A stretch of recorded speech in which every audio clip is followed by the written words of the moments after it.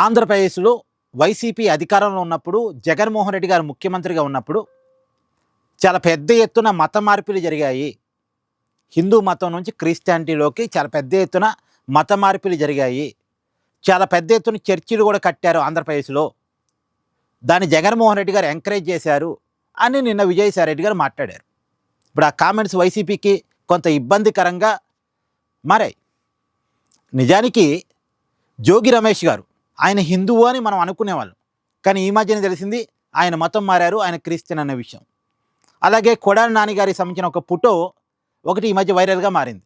ఆయన మెల్లో ఏదో సిలువ గుర్తుతో ఉన్నదేదో వైరల్గా మారింది. సరే, వీళ్ళంతా మతం మారారా లేదా పక్కన పెట్టేస్తే, మతం మార్పులు అయితే పెద్ద ఎత్తున జరిగాయి వైసీపీ అధికారంలో ఉన్నప్పుడు అనే ప్రచారం మాత్రం నిన్న విజయసాయి రెడ్డి గారు చెప్పిన మాటలు ఒకసారి వినండి. జగన్ గారి విషయం కూడా అదే. మత మార్పిడులని ఆయన ప్రోత్సహించాడే గాని కొన్ని వందల చర్చిలు కట్టేదానికి ఆయన సహకరించాడే గాని ఆయన ఏ రోజు కూడా హిందూ మతాన్ని ప్రోత్సహించడానికి ఆయన సహకరించలేదు అన్నటువంటి విషయాన్ని నేను అందుకే ఆయన కూడా మళ్ళీ రేపు ఎలాగూ బీజేపీతో జతకట్టలేడు కాబట్టి రేపు కాంగ్రెస్ తో అవసరం వస్తుందేమో, ఎందుకు ఇటువంటి విషయాలను లేవనెత్తడం అని. సరే, మిగతా రాజకీయ అంశాలు పక్కన పెట్టండి. మత మార్పులకి జగన్ సహకరించాడు, చర్చీలు పెద్ద ఎత్తున ఆంధ్రప్రదేశ్లో కట్టడానికి జగన్ సహకరించాడు, ఇది మాత్రం విజయసాయి రెడ్డి గారు చెప్పిన మాట. అయితే ఇంతవరకే ఆలోచిద్దాము, ఒక అడుగు ముందుకేస్తే తిరుమల తిరుపతి దేవస్థానంలో లడ్డూ ప్రసాదంలో ఒక రసాయనాన్ని, విషయాన్ని, నెయ్యి కాని ఒక రసాయన పదార్థం దాన్ని కలిపి మనందరికీ ఆ లడ్డూని పంచిపెట్టారు. అది జగన్మోహన్ రెడ్డి గారు హయాంలో జరిగింది.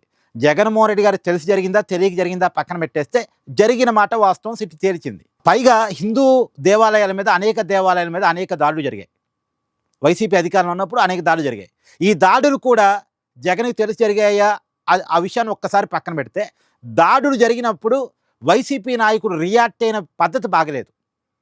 అప్పట్లో కొడాలి నాని గారు విరిగింది విగ్రహం చేయే కదా, బొమ్మ చేయే కదా, మనిషి చేయి కాదు కదా, కొత్త చేయి పెడదాం, తగలబడింది రథమే కదా, మనిషి కాదు కదా, కొత్త రథాన్ని అక్కడ పెడదాం అంటే, దేవుడి విగ్రహాల మీద దాడులు జరిగితే, విగ్రహాలు చేతులు విరిచేస్తే, విగ్రహాలు తల తీసేస్తే వైసీపీ నాయకుడు రియాక్ట్ అయిన తీరు బాగలేదు. ఎంతగా అవమానించారో అంతగా అవమానించారు.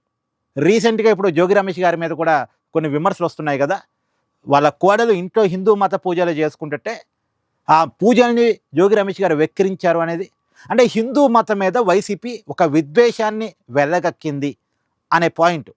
పైగా ఈ మధ్య ప్రశ్నారావణ్ ఎవరైతే హిందూ మతాన్ని ఇష్టం వచ్చినట్టు నోటికొచ్చినట్టు తోలనాడాడో, హిందూ దేవతల్ని అవమానించాడో, అతన్ని ఎంకరేజ్ చేసి ఇప్పటికీ అతని వెనకాల లీగల్ సహాయం చేస్తుంది వైసీపీ అనేది.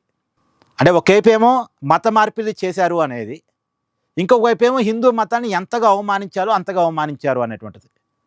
నేను గతంలో కూడా చెప్పా, ఈ దళిత క్రిస్టియన్ పదం పుట్టుక వెనకాల కూడా చాలా పెద్ద కుట్ర ఉంది. హిందూ మతంలో ఉన్న దళితులను తీసుకెళ్ళి క్రిస్టియానిటీలో కలపాలి అనే కుట్ర ఉంది అనేది చెప్పా. ఇప్పుడు అవే కొన్ని విషయాలు బయటకు వస్తున్నాయి.